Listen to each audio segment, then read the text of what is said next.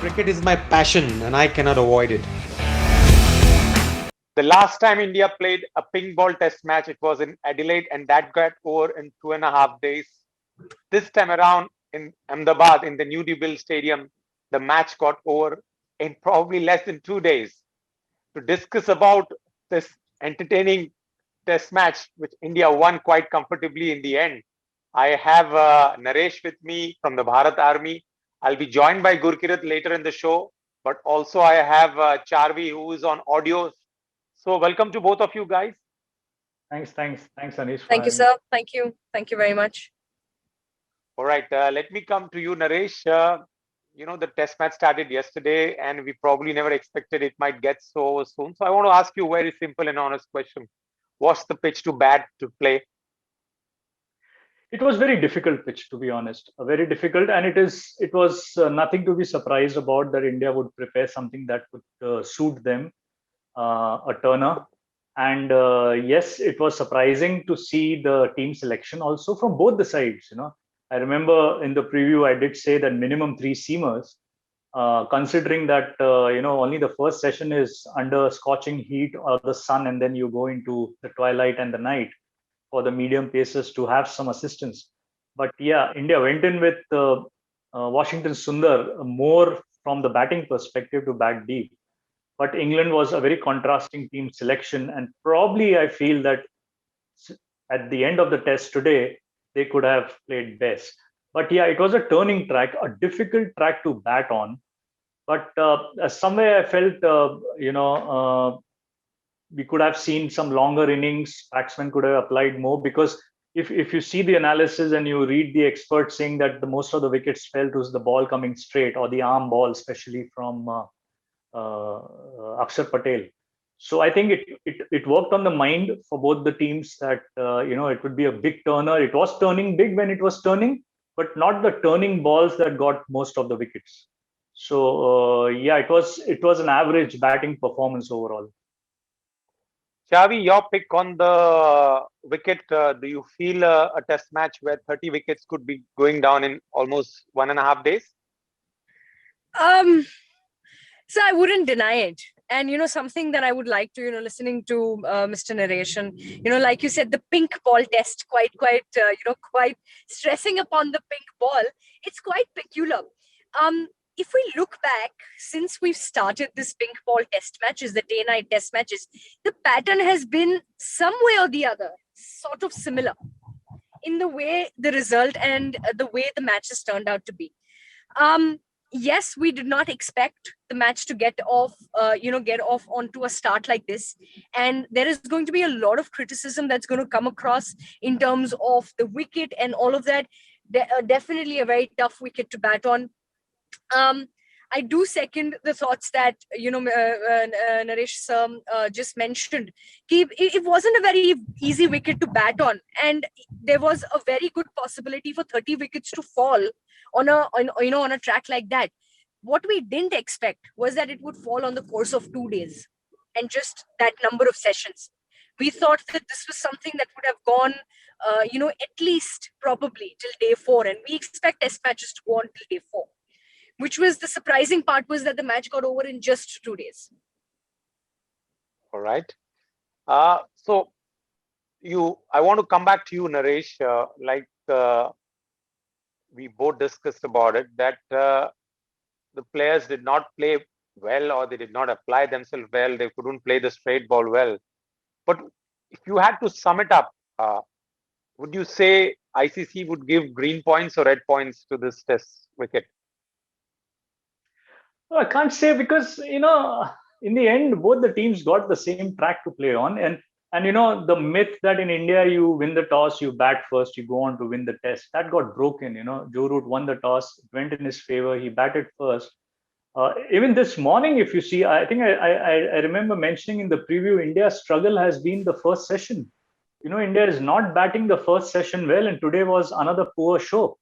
So at the end of the first start today, you can say it was going in favor of England. It was kind of backfiring on India for this track, a turning track. But then again, a poor batting display in the second inning. So I'm not sure how ICC would take it. Yes, for the fans, it's not good that it's got over within 2 days. We want to see more cricket. We want to see get it more closer to the fifth day. Obviously, we want to see a result. But I'm not sure whether how ICC would react to this from the points perspective. I just saw one screenshot which says the least number of balls in a test match, 842 balls, Charvi. Would you give green or red to this wicket? Sir, again, I think it's a very tough call. It's very difficult to say whether, we'd give a green or a red point. It's definitely something that will be under speculation, something that ICC will look into very, very closely. And it's not going to be an easy call. It's like a 50-50 situation. I would probably give like a half and half of both points.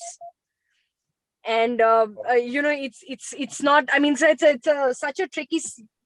It's a very difficult call when it says, whether do you want to say, you're like in a fix.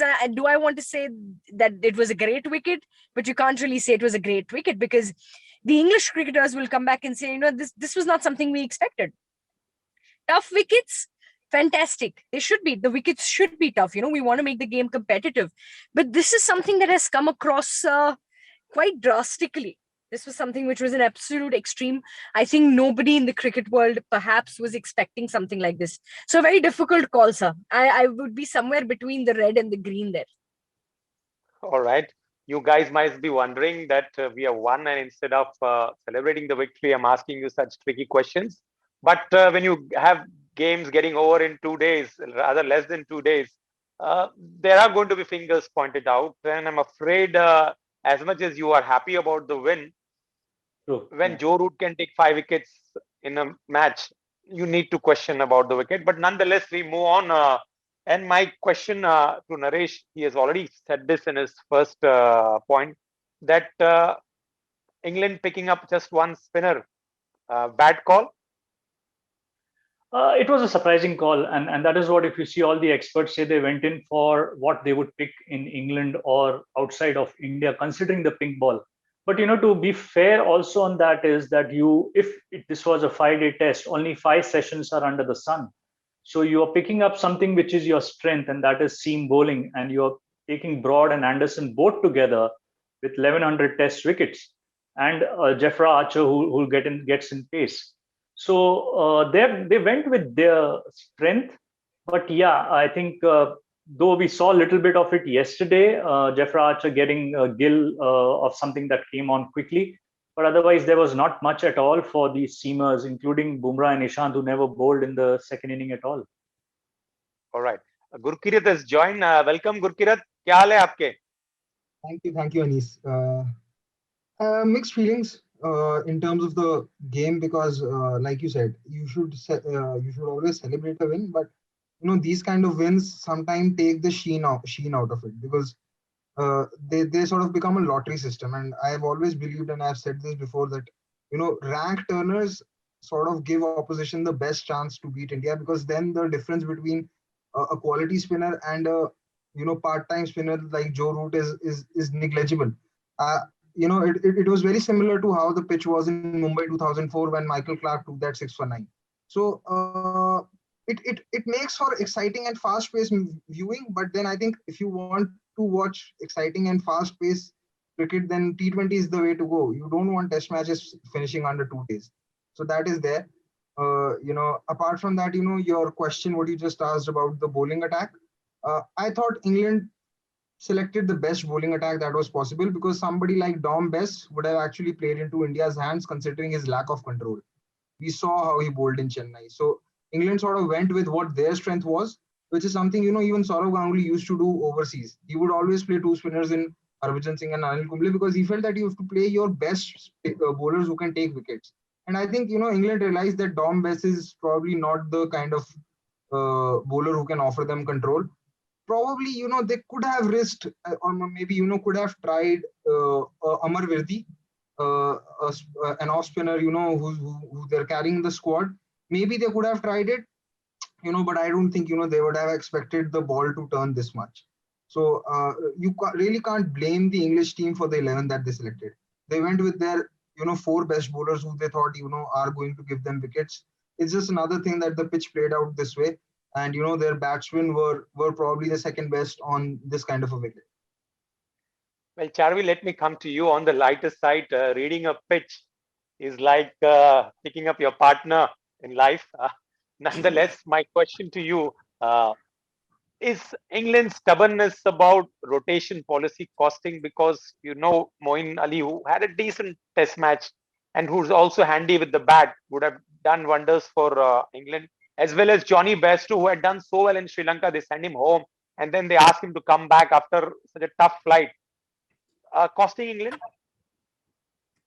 Yes, definitely costing England. Sometimes, we've spoken about this in the past as well, that players always take some time to settle down. And test cricket is as such that you've got the time at hand. So you utilize that to settle down. The rotation changes or these variations that you can do them in limited overs. Perhaps not in test cricket. You need to give time for the player to settle down. So it's definitely costed England. All of these changes are just not allowing the team to set on a rhythm. And it's very important for the team to be in a rhythm when it comes to test cricket. Let's take India, for example. They are the number one test team currently on the rankings. And when they're in a rhythm, very few changes, a few players here and there, but the core squad remains the same, remains consistent. So something that I think all test teams across the world need to adapt to keep your core consistent. So many changes is definitely, I think, what also England is doing, an opinion in their benefit, is they're trying to find that rhythm, but they've got to stick with a couple of players for a long period of time for their rhythm to set. What they're not able to do at this point of time is that they're not able to set their rhythm. All right. Naresh, we all know that England has a long season and they are taking T20 World Cup as a priority. That's why probably they are rotating. But not taking this test matches seriously. I won't say that they are not taking it seriously, but playing around with the squad, and that too when you are playing against India at their home, is it not a risk too much taken, Naresh? Yeah, definitely risk taken, and that was surprising to see Moeen Ali not even starting off in the first test. He was there in the original squad. Unfortunately, after landing in Sri Lanka, he took ill, or rather he was tested positive. He would have definitely been a starter there. So it was surprising in that perspective. But the way this World Test Championship have gone, especially from last year due to the COVID, where England withdrew from South Africa, and then ultimately Australia withdrawing from South Africa, I think they probably felt that they would want to give a chance to the second round of the fresh start of a World Test Championship, and probably they're looking to make the core as per that. Along with the the World T20, also the Ashes coming up, and probably they went in with this and they stuck to this particular plan. They didn't expect to win the first test themselves in Chennai, and it was a wonderful show. But since then, they have been not scoring much. So maybe that was their strategy, that a fresh start to the World Test Championship when they would want to take a head start on the point table. Gurkirat, they didn't expect to win the first test, but when they knew they had won the first test, wouldn't you take that chance that no, you have an opportunity to make it to the finals, and this was the best chance, the pink ball test? Okay, we all never knew it would behave this way, but then sending Moeen Ali back when they could have always held him, and Joe Root himself apologized. What would you like to say on it? Hindsight always sort of makes the call of taking a decision easily. It's just that you never take decisions in hindsight. So we can argue that if it backfired or not, but I personally don't have any issues with the policy that England have had in place, because they're also looking at it in a long-term manner, where they also know that their players have been in a bubble for quite long. They're going to probably come back and play the IPL. Then there's the World T20. So they want to keep those players fresh. Also, the other thing is, we keep talking about WTC and the World Test Championship. We have to realize that England also comes from a culture where, an Ashes is given a much more importance than the World Test Championship. It's very similar to how, the approach which India had towards the World T20 in 2007. World Test Championship as a tournament is yet to have that legacy and that brand value for teams to actually, sort of think, okay, that we want to prioritize this. Okay, and I think that would be the case with most teams, that they would prioritize the T20 World Cup over World Test Championship, because that is where the legacy sort of lies more at this point of time. Maybe in the future, when the World Test Championship as a concept picks up, you can see the teams prioritizing a World Test Championship a lot more than a World T20. But I think for now it's fine, because you take these calls keeping in mind the interest of the players, and you take these calls keeping in mind that it could backfire in terms of the results. After the results have not gone your way, you can't be bringing it up, because then it shows that all your decisions are in hindsight and reactionary, and they're not forward looking decisions, which is something Indian cricket is massively guilty of. And you can talk of in that sense from about how the fans discuss the game, how selectors select the team, and how even so many experts discuss something like captaincy. In hindsight, you cannot take these calls, because you don't know what is going to happen. You have to keep your best team forward. They probably thought that with Dom Bess and Jack Leach, they'd be able to compete in India. It's another thing that Dom Bess has lacked control, which even Moeen Ali did. It's just that Moeen Ali has taken those 8 wickets, so we don't realize that he lacked a lot of control on day one as well. So I am not sure, even if Moeen Ali would have played, that the result would have been different. Okay, maybe, I saw a tweet which said that England could have probably played 9 spinners in their 11, but still would have lost the game, because they got all out on 112 when the conditions for batting were probably the best. So I think, it's a combination of a lot of things, and we just cannot be putting in doubt to the rotation policy, because this is something that England had decided, and it's like you live by the sword and you die by it. They are okay with it. So I just think, more of discussion has to be around how spin bowling has been played, how Indian spinners have bowled. And if there's a need to have such turning tracks or square turners in India, where the gulf in quality of spin just decreases massively, and you really don't have a home advantage. So I think the discussion should be centered more around that, rather than what England have done, or their rotation policy, etc., etc. Well, point taken, Gurkirat. Charvi, I remember, when England were knocked out of the 2015 World Cup. At that time, Andrew Strauss took things in his hand, and they decided that they need to focus on the white ball cricket, where at that time their priority is going to be Test. And now, like Gurkirat mentioned, that probably till they haven't so far taken the WTC seriously, like India did not take the T20 World Cup seriously during 2007. We need to wait and watch what happens in this T20 World Cup. But coming to the Test match, Indian quality spinners definitely was better when you talk about Akshar, Ashwin compared to the England spinners. But I still feel that England definitely got it wrong by just picking one spinner. Your take on it? So definitely they got it wrong. Like you said, it's all about studying the pitch. What sort of a pitch is it? How is the pitch going to behave? Probably Joe Root should have perhaps looked into that aspect slightly more, kept another spinner on his side. Having that extra spinner wouldn't have hurt him. In fact, that could have probably been something of an advantage to England, and probably stretched the game further, giving more room and opportunity to turn the tables around. In terms of priorities for the Test Championship or the World Cup, so Test cricket, couple of years ago, if you remember, there was this really very debatable conversation that was going on in the global sporting region, that Test cricket is dying out and save Test cricket. There were those hashtags that were coming out. Ki Test cricket ko bachao, Test cricket ko bachao, wo asli cricket hai. So obviously, nobody wants to sit for 5 days and watch the game.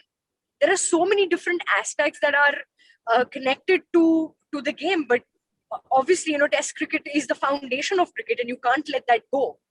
So in terms of, they need to focus on it. They need to give priority to red ball, pink ball, white ball cricket, whatever, all the formats of cricket. And they need to realize that English cricketers, they have the famous cricketers were the ones that played Test cricket. The records are from Test cricket. keeping an extra spinner, assessing the conditions, he should have definitely had an extra spinner on board. Going with one spinner also puts additional pressure on that one spinner.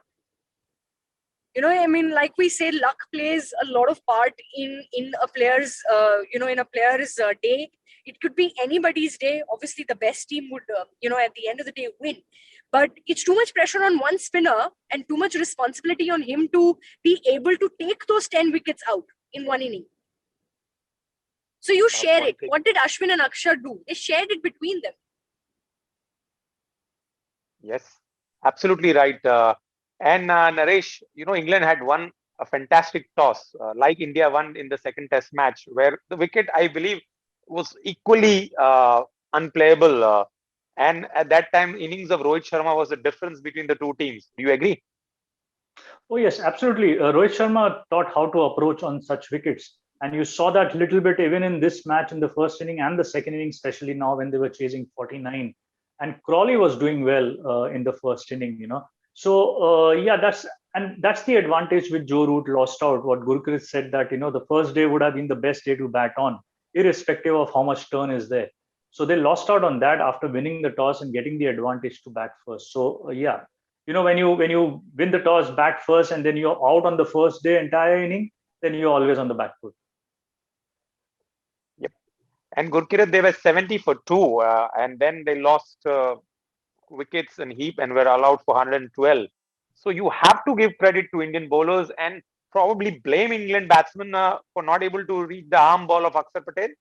Of course, I think, if you ask Akshar Patel, he would like to carry this pitch all throughout the world wherever he goes, because it's been that sort of a pitch for him.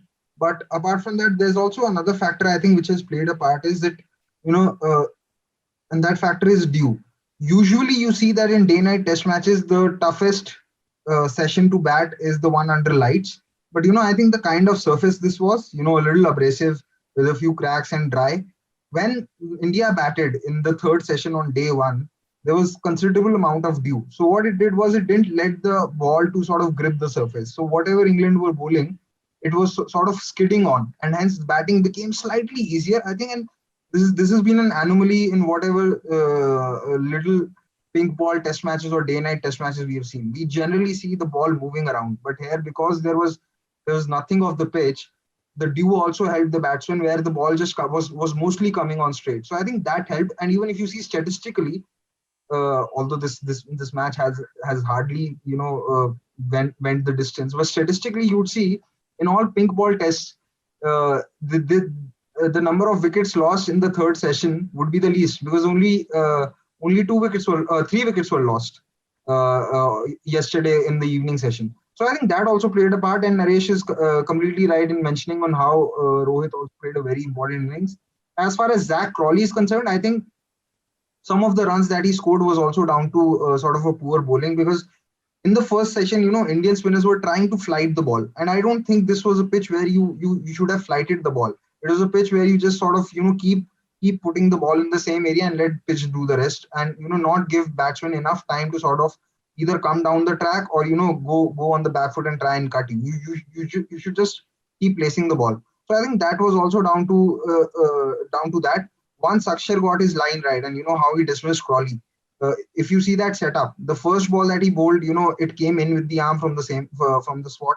From the same spot, it left him. So the third delivery that Zach Crawley faced, he was very unsure if the ball would come in or leave him. And that is where the lack of judgment came in, and he got late and got LBW. So once Akshar Patel figured out which is the length to bowl on this pitch, he just became like a bowling machine and kept placing everything there. And I think that is where it became too difficult for English batsmen. And like again, if you like I said in the previous show, that if playing spin is just if the attack that you have against spin is just sweep and nothing else, you are going to struggle on such pitches, because the likes of Akshar Patel, Ravindra Jadeja are not going to give you that time for you to get down all length and sweep them. And it was very difficult for with Akshar's pace to sweep him. And we hardly saw any sweeps in this test match, and all the sweeps that came were to Ravichandran Ashwin, because his pace was, and on those deliveries when he was looping it a little bit and bowling it a little slower. So I think, of course, you have to give credit to the Indian spinners, but like I said, this is a pitch which Akshar Patel would like to carry all throughout the world in his pocket. He would like to bowl on it any time of the day. Charvi, the next test match is happening on the 4th of March at the same venue on a different wicket. The difference is going to be, of course, it's going to be a day match and on a red ball.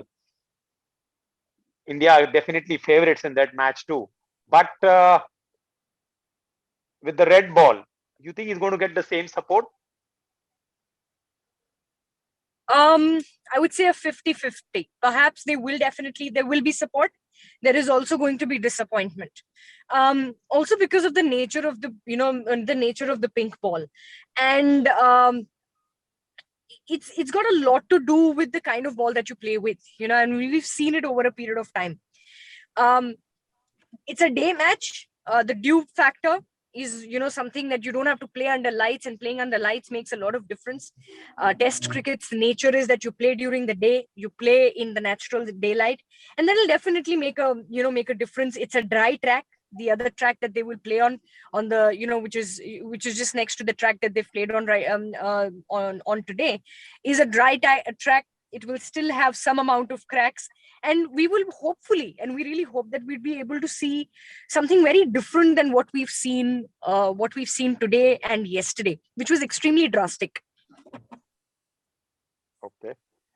Naresh, you think the ghost of 36 not out has been erased by this 10-wicket win in the pink ball test match?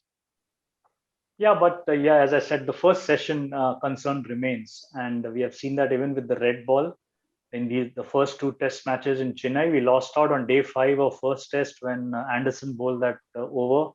Second test, we had a good lead, but when we batted second, we lost nearly 6 wickets. So yeah, it's good to keep the ghost out. All the 3 pink ball tests where we have featured, we have wrapped it up early, either on the winning side or on the losing side. But I think there's lots more desired and opportunity for the batsmen to apply themselves. Right, Gurkirat, a quick word on Ashwin picking up 400 wickets, the second fastest in the world. He's not only the second fastest, I think he has the best strike rate amongst all those who reached 400 wickets. I think no praise is enough for him if you consider his achievements. And as a player, if you look at the all-round package, he has 7 Man of the Series awards for India. So in that respect, he's been above Tendulkar as well, who's had 5 Man of the Series awards. So I think no praise is enough for Ravichandran Ashwin, and I think we are going to see his second coming or second wind of sorts, where he's going to carry the confidence of his bowling into his batting as well. He's also worked on his fitness, which was evident in the last test series against Australia, because he was able to go through 3 test matches. Let's not forget he bowled 40 overs out of 100 in the second innings at MCG, where the ball wasn't doing much, and the pitch had flattened out. So Ravichandran Ashwin is one cricketer we should look forward to celebrate. His achievements are not something that are easy to replicate, and if he plays long enough, maybe we can see him eclipsing Anil Kumble's record of 619 wickets. The difficult thing would be that probably the age is not on his side, and India don't play that many test matches sometimes. So that could be an issue, but I definitely see him crossing the 500 or the 550 mark. Definitely, becoming India's second highest wicket taker. It would be great if he could reach the 620 test wicket mark.